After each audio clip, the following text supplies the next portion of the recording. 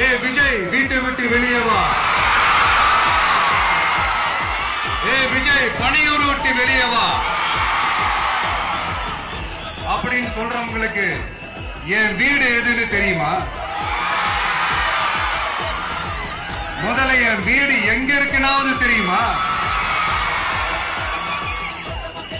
என்ன சீண்டி பார்க்கறதா நினைச்சு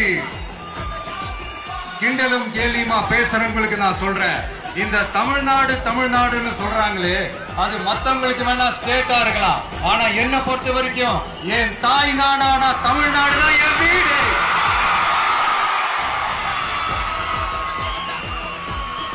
என் வீட்டுல மொத்தம் எத்தனை பேர் இருக்காங்க தெரியுமா?